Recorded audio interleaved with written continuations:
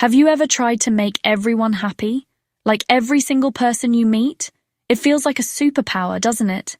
The ability to be everything to everyone. You walk into a room and you just want to see smiles. You want to be the reason for those smiles. It starts with a simple thought, a tiny little seed of an idea. I can help. I can fix this. I can make things better. It feels so good, so right. You feel useful, needed, important. The world seems to spin around this one simple goal. Just make them happy. Easy, right? It should be. You just have to say one little word. A magical word. It always starts with one. There was Dog, my friend from the office, looking like he was about to be buried under a mountain of paperwork. His ears were drooping, his tail wasn't wagging, and he had that look. The I'm about to give up look. And my brain just went into overdrive. I can help with that. I'm good with files. I have time. My mouth opened before I even thought about it. Sure, no problem, I said, with a smile so big it almost hurt my face. And just like that, I saw the relief wash over him. His tail gave a little thump, thump, thump. I felt like a hero. I had fixed it. I had made him happy. That feeling, it's like a little spark of sunshine inside your chest. I wanted more of it. And then, just as I was basking in the warm glow of my good deed, Rabbit zipped over. She was in a total panic. Her new tablet, her prized possession, had a glitch. She had a huge presentation tomorrow, and the screen was just frozen. Her nose was twitching with anxiety, and her long ears were all floppy with sadness. The little hero voice in my head piped up again, even louder this time. You're good with tech. You can figure this out. Don't let her down. I didn't even hesitate. The files for Dog could wait a little bit, right? This was an emergency. Of course I got you, I chirped, taking the tablet from her. Her worried expression melted into a grateful smile. Another spark, another person happy. I was on a roll. I was the go-to guy, the fixer, the friend everyone could count on. But the universe wasn't done testing my amazing new superpower. Before I could even look at Rabbit's tablet, Monkey bounced over, holding his favorite game controller like it was a dying bird. It's broken, he wailed. The big tournament is tonight and my special move button is stuck. My hands were literally full. Dog's files were starting to feel heavy. Rabbit's tablet screen was mocking me with its frozen image. A tiny, quiet voice in the back of my mind whispered, maybe this is too much. But the louder voice, the hero voice, drowned it out. Don't be silly! You can't say no to Monkey! Think of the tournament! Think of his sad little monkey face! So I juggled the files, balanced the tablet, and gave him my biggest, most reassuring grin yet. Yeah, totally, I can take a look at that for you. I was a master juggler, a champion of favors. What could possibly go wrong? And that's when the storm hit. It wasn't just Dog, Rabbit, and Monkey anymore. It was everyone. Can you help me move this weekend? Can you read my script? Can you walk my pet rock?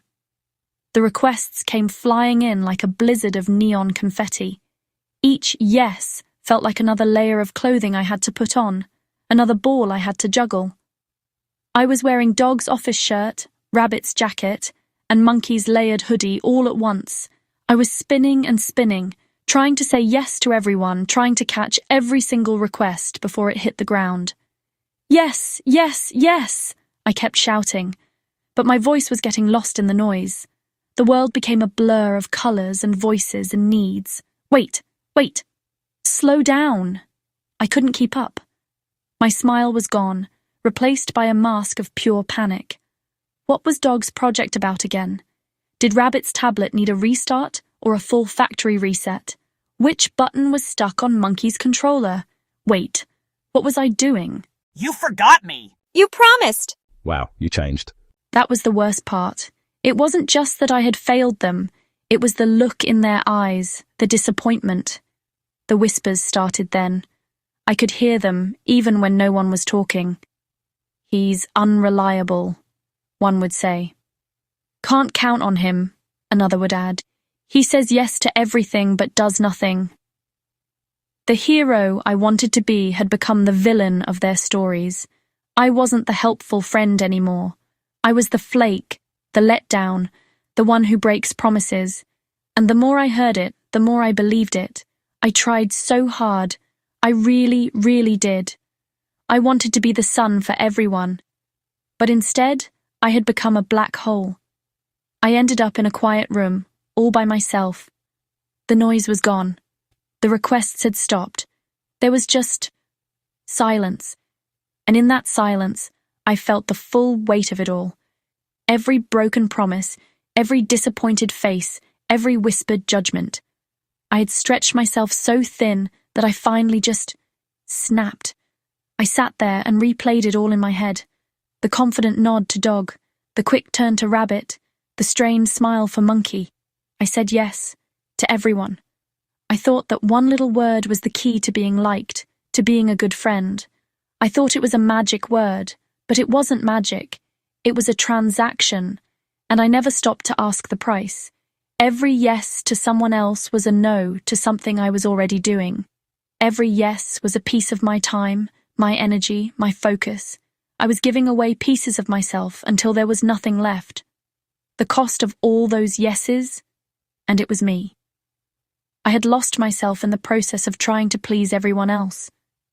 Then, the door opened. Someone else came in with a new request. My body tensed up. My heart started pounding. The old habit, the people-pleasing instinct, screamed at me. Say yes, don't make them sad. This is your chance to fix it. But this time, another voice spoke up. A quieter, shakier voice. The voice I had been ignoring for so long. It said, I can't do this. I finally said it. 2 simple words. I'm sorry, but no. It was the scariest thing I had ever said. My voice didn't even shake. I just looked at them, took a deep breath, and protected the little piece of myself I had left. Actually, no, they didn't like it. Some were angry, some were confused, some just walked away without a word. My brain screamed, See? You're losing them. You're being selfish. Every instinct told me to call them back, to apologize, to say, Wait, I changed my mind, I'll do it. But I didn't. I just stood there in the quiet. And a strange thing happened. The panic faded. The guilt lessened. The world didn't end. Instead of feeling empty because they left, I felt full. For the first time in a long time, I felt solid. I felt calm. I realized that saying no isn't a rejection of the other person. It's an acceptance of your own limits. Boundaries aren't walls you build to keep people out. They're fences you build to protect the garden of your own well-being. They're not rude, they're honest. And honesty is a better foundation for friendship than 1,000 empty promises. Some people left, but some stayed. The ones who stayed didn't see a no as an insult. They saw me finally being honest about what I could and couldn't do. They didn't need me to be a superhero. They just wanted me to be a friend. They looked at me and said, You're still you. And I was. Maybe for the first time. I don't need everyone. I learned that the hard way. Chasing the approval of the crowd is exhausting, because the crowd is always moving and always changing its mind. True connection isn't about being liked by 100 people you barely know. It's about being truly seen by a few people who matter. I just need to be real. And being real means knowing your limits. It means being honest, first with yourself and then with others. It means understanding that your energy is precious and you get to choose who and what you spend it on. It means that sometimes the most helpful, kind, and loving thing you can say is no. If this is you, if you've ever felt stretched too thin trying to be everything to everyone, know that you're not alone. And know that it's okay to stop. It's okay to choose yourself. If you feel this, comment me and subscribe for more reminders that you are enough, just as you are.